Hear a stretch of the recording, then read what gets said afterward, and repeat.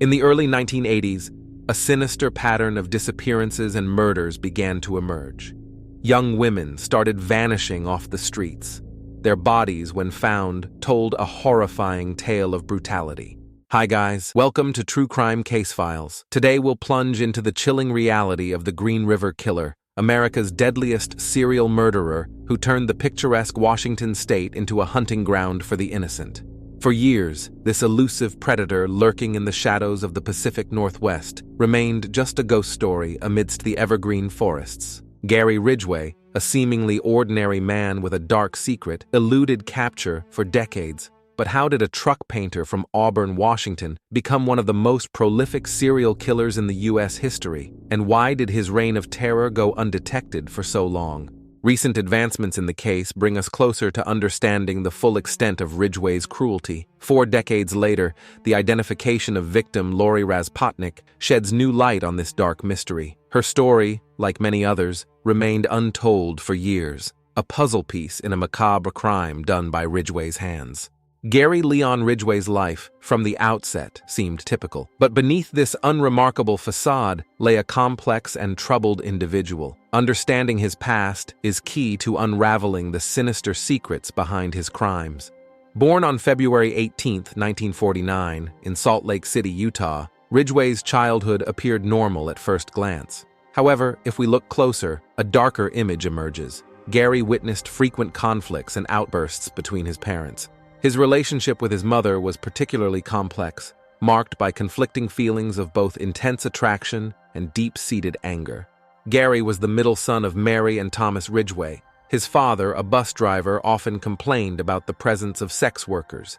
Gary's mother was domineering and controlling. His mother's lack of empathy might have influenced the formation of traits in Gary, typical of psychopaths. Until the age of 13, Ridgway wet his bed, and every time after that, his mother washed him. Ridgway later told his defense psychologists that he was sexually attracted to his mother and fantasized about killing her. He said these fantasies stemmed from his shame over it. Ridgway's school years were marked by struggles. He had a low IQ, which made academics a challenge. He was held back a year in school. However, it was his behavior towards others, particularly girls, that raised red flags. Incidents of inappropriate conduct hinted at the deeper issues brewing within. Yet, these early signs of a troubled mind were largely overlooked or dismissed. When he was 16, Ridgway led a 6-year-old boy into the woods and stabbed him. The boy survived. Gary was never charged with this crime. "I always wondered what it'd be like to kill someone," Ridgway said. Maybe it was an outlet for his fantasies about stabbing his mother. Transitioning to adulthood, Ridgway appeared to settle into a semblance of normalcy. He married 3 times, yet each marriage was rife with infidelity and strange behaviors. After high school in 1969, he married his 19-year-old high school girlfriend, Claudia Craig. Then Ridgway joined the United States Navy and was sent to Vietnam. During his time in the military, Ridgway visited sex workers and contracted venereal diseases. When he returned, he started painting trucks as a job which he kept for 30 years. His first marriage ended within a year, and he married for the 2nd time. Ridgway's life was a study in contradictions. He became an avid churchgoer, often reading the Bible aloud and proselytizing door to door. Yet, he frequented sex workers, indulging in the very acts he condemned. This dichotomy was a hallmark of Ridgway's life, a man torn between the guise of religious piety and his uncontrollable urges. His second wife, Marcia Winslow, recounted disturbing experiences, including Ridgway placing her in a chokehold. These marriages were reflections of a man struggling with inner demons. With his second wife, Ridgway had a son. After their separation, he threatened to shoot his ex-wife's boyfriend.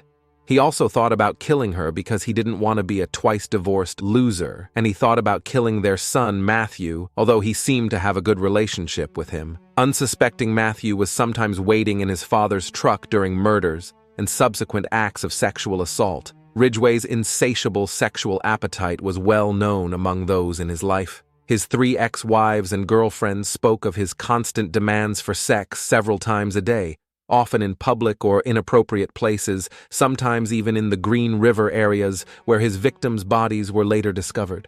This behavior extended to his interactions with sex workers, whom he both despised and obsessively sought out. This duality hinted at a deeply conflicted individual struggling to reconcile his actions with his beliefs. As Ridgway's personal life unraveled, a more sinister aspect of his character emerged. The early 1980s marked the beginning of one of the most chilling chapters in American criminal history. The Green River area soon became synonymous with this merciless killer. In the serene landscape of the Pacific Northwest, a nightmare unfolded. A predator was on the prowl, targeting the most vulnerable. The horror began in 1982. On July 15th, children found the strangled body of 16-year-old Wendy Caulfield floating in Seattle's Green River. Young women, many leading troubled lives, began to disappear. Their bodies were later found in or near the Green River in King County, Seattle. These were not isolated incidents. A pattern was emerging, a signature of a methodical killer. On August 15th, 3 more bodies were found. Marcia Chapman, 31 years old, was found in the shallow water alongside the body of 17-year-old Cynthia Hines. Nearby in the undergrowth lay the body of Opal Mills, 16 years old. Ridgway's method was cold and calculated. He preyed on sex workers and underage runaways, using charm and deceit to lure them. His routine involved picking up his victims along the Pacific Highway South, gaining their trust, and then, in an act of ruthless betrayal, sexually assaulting them and ending their lives. He brought many of them to his home and strangled them, then left them in the woods. The aftermath was equally chilling. The bodies were often left in clusters, sometimes posed without clothing, marking his territory in a macabre display. After his first 5 victims were found, the media gave him his nickname, the Green River Killer. In 1982, Ridgway was arrested for soliciting a sex worker. He became a suspect in the Green River killings. However, there was no evidence that could link him to the murders at that time.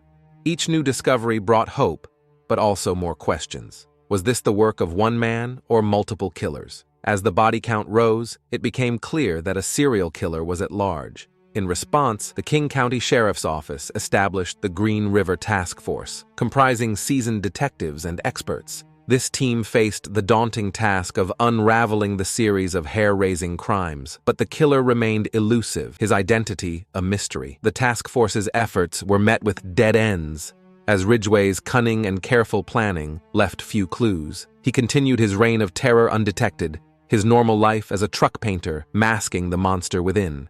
The 1980s saw forensic science in its nascent stages. The task force, however, leveraged every available tool. They used pioneering techniques in forensic pathology, attempting to piece together the killer's profile. It was a race against time, with technology evolving alongside the investigation. In a groundbreaking move, the task force turned to criminal profiling. Collaborating with the FBI, they sought to get inside the mind of the killer. The profile that emerged was of a man who blended into society, someone ordinary and unremarkable, yet harboring dark secrets. Numerous suspects entered and exited the frame of the investigation. One such individual was Gary Ridgway, who came under scrutiny as early as 1983. Despite the suspicion, a lack of concrete evidence and a past polygraph test allowed Ridgway to slip through the net, continuing his grisly spree. In April 1983, 16-year-old Kimmy Kai Pitsor's boyfriend told the police that she had gotten into a green Ford pickup truck, and he also described the driver. This car belonged to Ridgway's girlfriend at the time. Then, in May 1983, 18-year-old Marie Malvar got into Ridgway's truck and disappeared. Malvar's boyfriend took the police to Ridgway's house, and he also identified his pickup. When questioned, Ridgway denied any contact with the girl. In 2003, Ridgway said to the investigators that he stood against a fence during his questioning in 1983 to conceal scratches Malvar had left on his arm while she was trying to escape. He then burned the scratches with battery acid to disguise them when the detectives had left. 19-year-old Rebecca Gard normally took the bus home, but on that rainy night in November 1982, she decided to hitchhike along Pacific Highway South. She got into a burgundy pickup truck. The driver seemed unremarkable to Gard, boring and dull. She remembered that his hands were large and his eyes small. Most of all, she remembered the look in his eyes. Gard asked to see his ID. Ridgway displayed an identification card for his company. That settled her nerves. In fact, Ridgway often showed his ID to his victims to trick them into trusting him, and sometimes he even showed them a picture of his son. They talked about Ridgway's problems with his wife, and he told her about his job. Guard went into the woods with him. As soon as they entered the woods, Ridgway attacked her. He grabbed her, covered her mouth and nose, smothered her face in the ground, and tried to strangle her. At that moment, she was thinking, "No, this is not my time. I want to grow up. I want to get married. I want to have babies. This guy is not going to kill me. I don't belong here. I'm in the wrong place at the wrong time." She pushed Ridgway against a tree and ran to a nearby mobile home. When the door opened, she said, "Please help me. I was very scared, and I don't know how I got the strength. I think it was the spirit of my father. Maybe it was just fear. I think it was pure luck," she said. Pure miracle. Guard, being a sex worker at the time, didn't go to the police immediately. However, she eventually went to the police in December 1984. The details of her story and the location were similar to the attacks of the Green River Killer. The woman knew his identity and workplace. She also picked Ridgway out of a lineup. Ridgway said he had dated Rebecca and even admitted choking her, but claimed that she had bitten him first. The police didn't arrest him, and Ridgway was allowed to return to his killings. Guard said it was hard for her to sleep at night after all this. She also had a fear of men for a long time. Rebecca Guard is the only known survivor of Ridgway's attacks. In an unexpected twist, the task force consulted with Ted Bundy, another infamous serial killer. Bundy's insights, particularly on the killer returning to the crime scenes, proved eerily accurate and instrumental in shaping the investigation's approach. Bundy suggested that the killer was returning to the victims to sexually assault their bodies, which turned out to be true. And if police found a fresh grave, they should wait for him to come back. Ridgway later explained this behavior reduced his need to kill a woman and thus limited his exposure to being caught. Ridgway also contaminated the sites with gum, cigarettes, and written materials belonging to others. He transported a few victims' bodies into Oregon to confuse the police.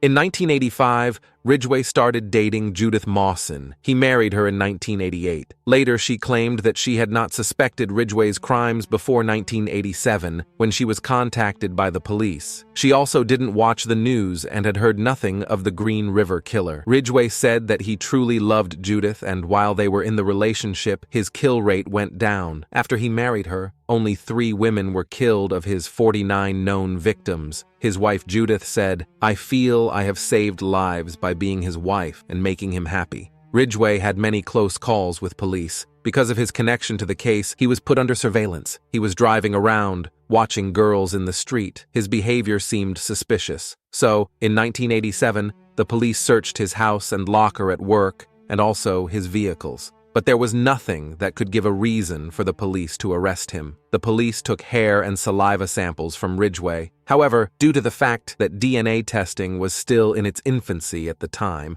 and the lack of physical evidence to tie him to the murders, Ridgway remained a free man for more than a decade. In 2020, police identified his youngest known victim, 14-year-old Wendy Stevens, who had run away from home in August 1983, and her body was found the following year.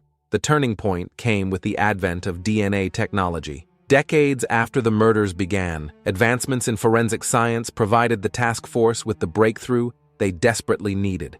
The DNA evidence collected in 1987 now provided the crucial link needed to apprehend the Green River Killer. In 2001, the net finally closed on Gary Ridgway as he was leaving the Kenworth truck factory where he worked in Renton, Washington. His arrest on November 30th marked the culmination of years of tireless investigation. The interrogation process that followed would reveal the horrifying scope of Ridgway's crimes, far exceeding what anyone had imagined. Ridgway was arrested on suspicion of murdering 4 women 20 years earlier: Marcia Chapman, Opal Mills, Cynthia Hines, and Carol Christensen. After the microscopic spray paint samples were identified as the same brand used at the Kenworth factory at that time, 3 more victims were added: Wendy Caulfield, Deborah Bonner, and Deborah Estes. Upon his arrest, Ridgway maintained his innocence, mirroring the same deceptive calm he had exhibited years earlier. However, investigators were armed with more than just physical evidence. They had decades of psychological profiling and an intimate understanding of Ridgway's persona. The interrogation process was a meticulous endeavor. When faced with overwhelming evidence, Ridgway's mask began to crumble. What followed was a confession that stunned even the most seasoned investigators. He admitted to a staggering number of murders. Ridgway has claimed he killed 75 to 80 women along Route 99 in South King County, Washington. Due to the enormity of Ridgway's crimes, prosecutors faced a moral and legal dilemma. A plea deal was struck, one that would take the death penalty off the table in exchange for Ridgway's cooperation in locating the remains of his victims. This decision, controversial as it was, opened the door to closure for many grieving families. In a calm voice, and with seemingly no expression on his face, Gary Ridgway confessed to killing 48 women. In 2005, the remains of another victim, 19-year-old Tracy Winston, who disappeared in 1983, were found by a man hiking in the wood. The total number of convictions was brought to 49, making him the second most prolific serial killer in the United States history, according to confirmed murders. King County prosecuting attorney Norm Maleng said about his decision to make the deal, "We could have gone forward with 7 counts, but that is all we could have ever hoped to solve. At the end of that trial, whatever the outcome, there would have been lingering doubts about the rest of these crimes. This agreement was the avenue to the truth. And in the end, the search for the truth is still why we have a criminal justice system. Gary Ridgway does not deserve our mercy. He does not deserve to live. The mercy provided by today's resolution is directed not at Ridgway, but toward the families who have suffered so much." Ridgway's confession detailed the murders with a chilling lack of remorse. He spoke of his methods, his selection of victims, and his efforts to conceal his crimes. Each account provided insight into the mind of a killer who had evaded justice for far too long. The confession brought a bitter solace to the families of the victims. While nothing could bring back their loved ones, the clarity and closure offered some measure of peace. The community, long haunted by the shadow of the Green River Killer, could finally begin the process of healing.